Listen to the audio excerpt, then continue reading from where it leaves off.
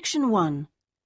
You will hear a telephone conversation between a woman and the reservations clerk at a conference centre.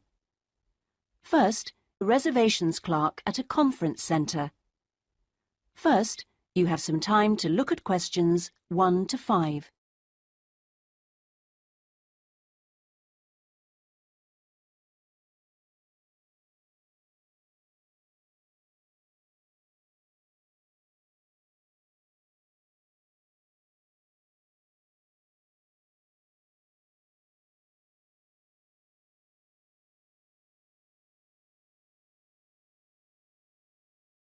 You will see that there is an example that has been done for you.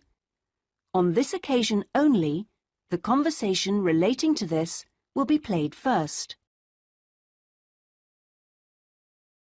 Conference Centre reservations. Good morning. Hi, I'm interested in the computing conference next month. Future directions in computing? Yes, that's right. So, future directions has been written in the space. Now we shall begin. You should answer the questions as you listen because you will not hear the recording a second time. Listen carefully and answer questions 1 to 5. Conference Centre reservations. Good morning. Hi, I'm interested in the computing conference next month. Future directions in computing? Yes, that's right. Could I ask you a few questions about it? Of course. Okay. I know the conference is for 3 days, but actually I want to attend on the Friday and Saturday only. Will that work out to be any cheaper? Let me have a look. Well, you could register for the 2 days separately, but that wouldn't actually save you very much, as it still costs £35 for each day. In fact, if you could register for the 3 days, you also get an invitation to a free dinner on the Saturday night, so that's probably the better option. Right, I'll do that. How much will the fees be in that case? It's £75. All right. I'd like to register for the full 3 days. Now, can I pay that by credit card? I'm afraid not. You'll have to send a cheque to us. Or you can pay at the conference office. Fine. So it's probably easiest if I pay by check. Now then, what else do I need to arrange? Right. How about accommodation? I guess that's not included in the price. No, I'm sorry, it's not. But we do have a few rooms available for delegates at the conference centre if you'd like. Those are very cheap, but if you're interested, you'll need to book soon because there's always a heavy demand for them. They are only £15 per night, but they are very basic, and you'd have to get your own breakfast. Because they don't provide you with that. But it's very convenient because it's in the same building as the conference rooms. Uh-huh. Or there's a very reasonable guest house which is £25 per night, and I think that includes your breakfast. Is it close to the conference center? It would be about a 10-minute walk away from here. I see. That sounds quite reasonable. Before you hear the rest of the conversation, you have some time to look at questions 6 to 10.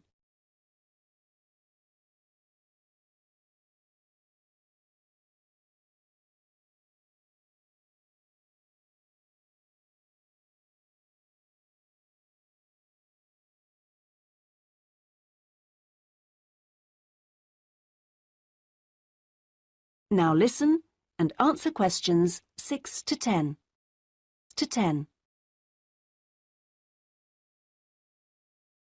The details are all in our conference pack, which I'll send you. Great, thanks. That'll be very useful. Oh, and can you also send me an application form? Of course. I'll get that in the post to you straight away. Is there anything else? Yes, actually. Can you tell me where exactly the conference center is? Well, it's on South Park Road, and it's right at the end of the road next to the library. It's a 10-minute taxi ride from the station and will cost you £5. Otherwise, you can take the bus, which runs every half an hour from the station. That's the 21A, and it brings you straight to the conference centre. Right, got that. That is the end of section 1. You now have half a minute to check your answers.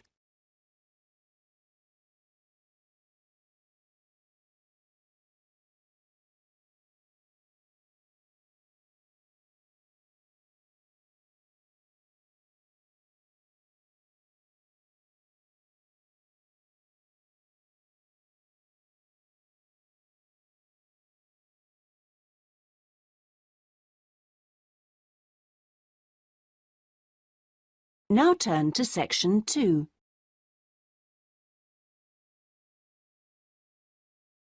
Section 2. You will hear an introductory talk to a group of temporary workers at an international travel exhibition. First, you have some time to look at questions 11 to 13.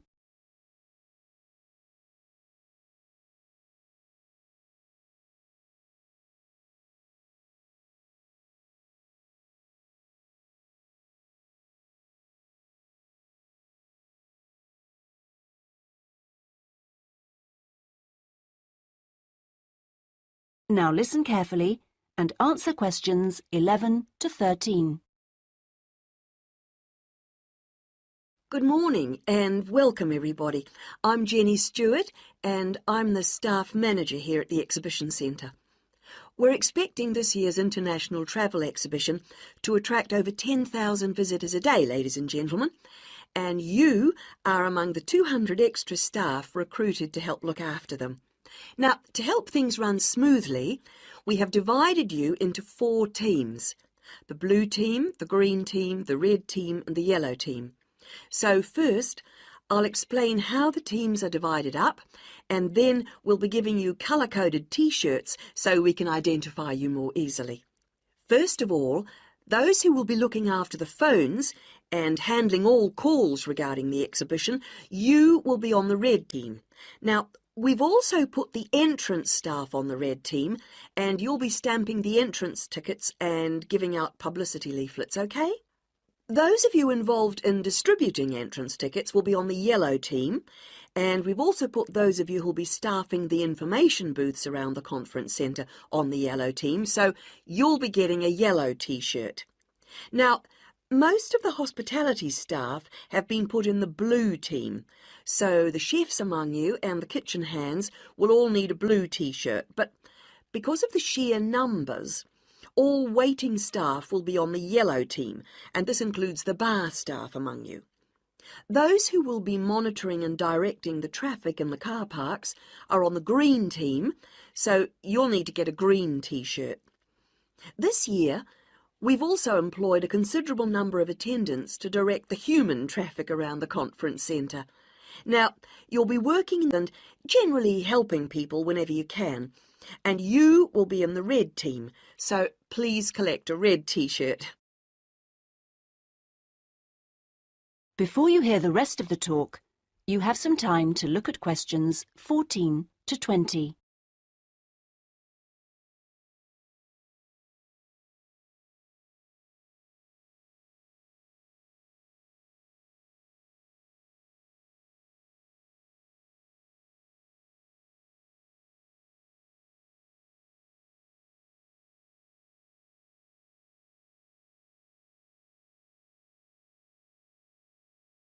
Now listen and answer questions 14 to 20. Right, now that everyone knows what team they're in, we'll get on with the orientation and training program, and first I'll run through the rest of today's program, which you should have in front of you so that you can get a general idea of what else is in store today. This introduction finishes at 9:30. And then you'll be hearing from Anne Smith. Anne works in the accounts department on level 2, and she looks after all temporary staff, and so she is the person to see if you have any problems regarding pay. Anne will be explaining when and how you get this. She will also be handing out your tax forms, and I will just stress that all tax forms must be completed and returned to Anne before your pay can be processed. Following Anne's talk, you'll hear from Peter Chen our conference manager, and he will be going over a plan of the conference centre with you, which will help you to orient yourselves. He will also go through the security arrangements with you and show you the fire exits. Then at 10:30, there will be a coffee break in the staff canteen, which is located down on the ground floor. Now, after the break, we'll be moving to a different location for a video presentation, so instead of coming back here, we'd like you all to go to Lecture Room 311. You'll find it on this same level just down the hall, and there you will be shown a video about important safety issues in the workplace called Safety at Work. We'll finish off the morning with lunch, which should give everyone a chance to meet and get to know each other, and we'll be serving you a buffet lunch in the main hall, which is on the first floor from 12 o'clock. After lunch, you'll be divided up into your teams to meet your team leaders, and we're hoping to be all finished by 3, so I won't delay you any longer, and I'll hand over. That is the end of section 2. You now have half a minute to check your answers.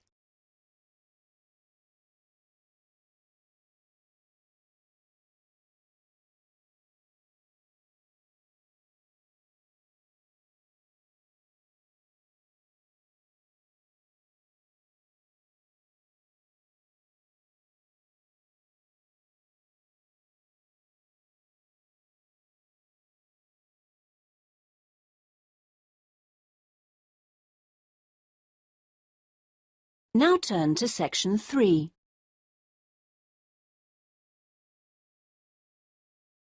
Section 3.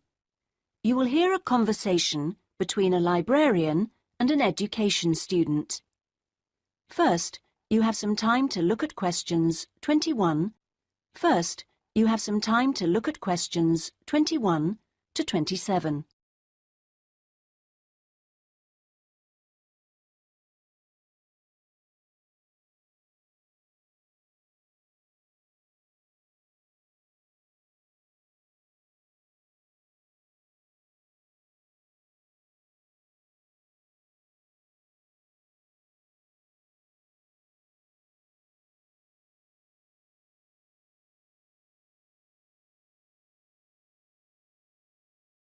Now listen carefully and answer questions 21 to 27. Good afternoon. Can I help you? Good afternoon. Yes, I've just transferred to the School of Education, and I'd like information about joining the library. Well, the School of Education has libraries on 2 sites, as I'm sure you know. This one here is the Ford and the other is on Castle Road.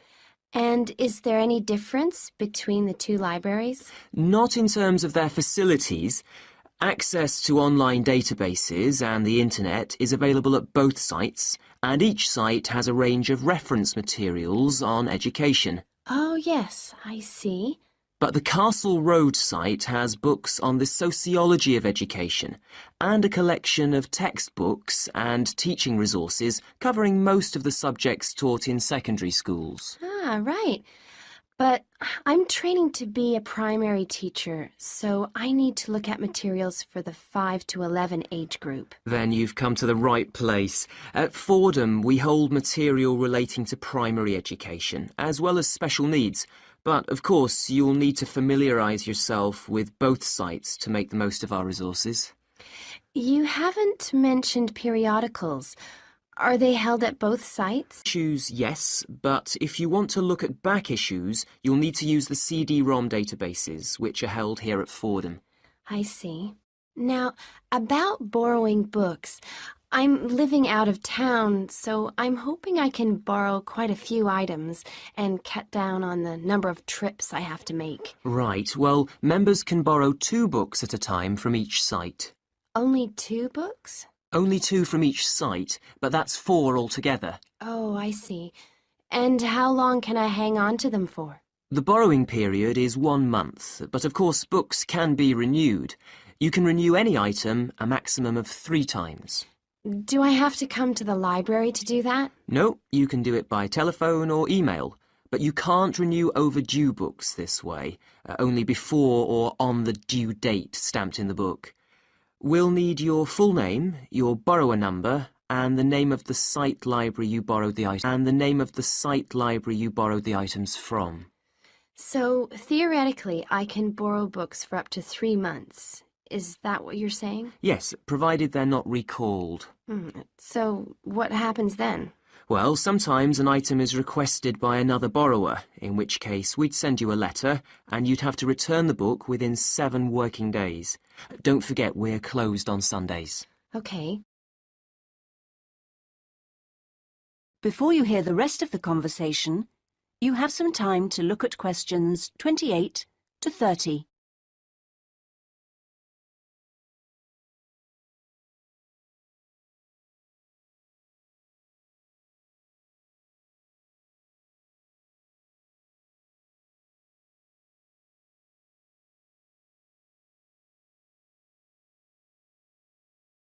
Now listen and answer questions 28 to 30. I expect it'll take me a while to find what I need. There's such a lot here. Yes, there is. But if you need help getting started, this term we're running 3 study skills workshops. Oh? What are they on? Let me see.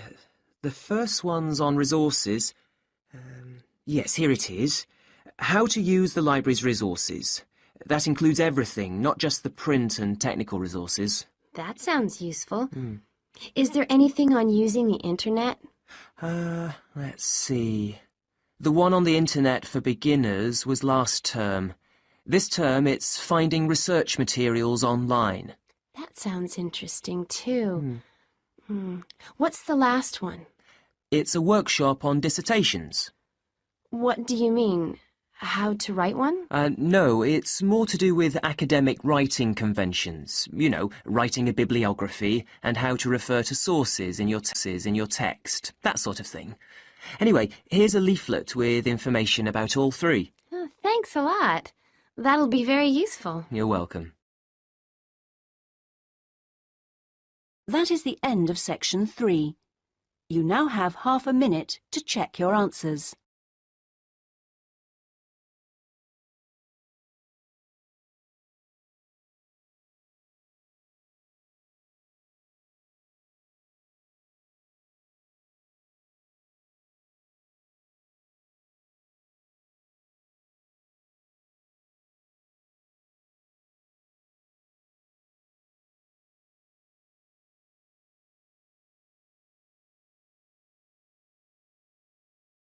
Now turn to section 4.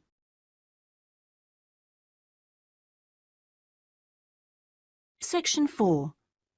You will hear part of a lecture given by a conservationist on the subject of lions. First, you have some time to look at questions 31 to 40.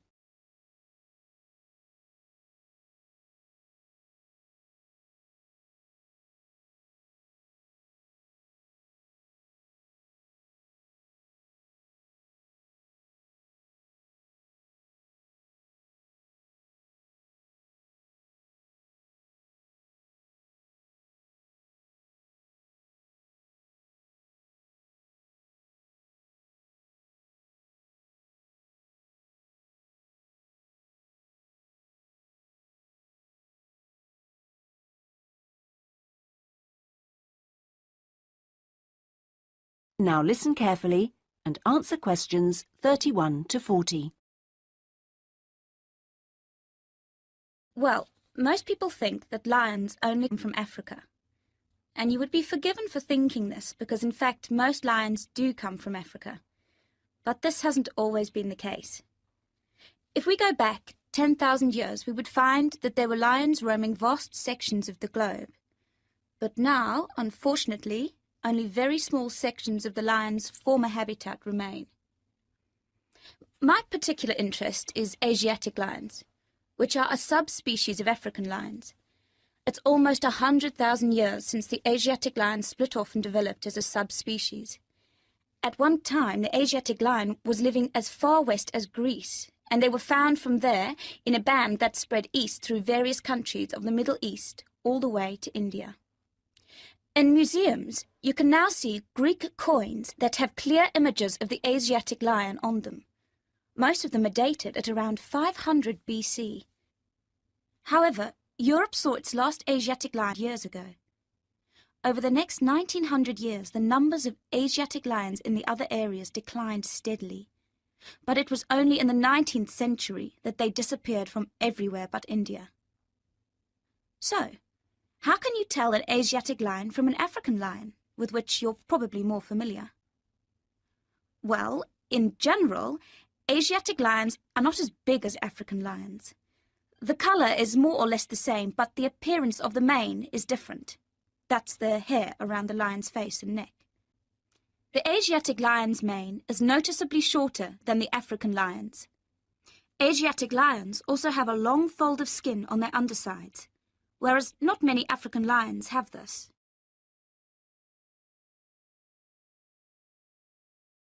Well, I'd like to talk to you now about the Gir Sanctuary in India. That's where I've just come back from. The sanctuary was established specifically to protect the Asiatic lion. It's 1,450 square kilometres in area, and most of it is forest. There are now around 300 Asiatic lions in India, and almost all of them are in this sanctuary. But despite living in a sanctuary, which makes them safe from hunters, they still face a number of problems that threaten their survival. One of these is the ever-present danger of disease.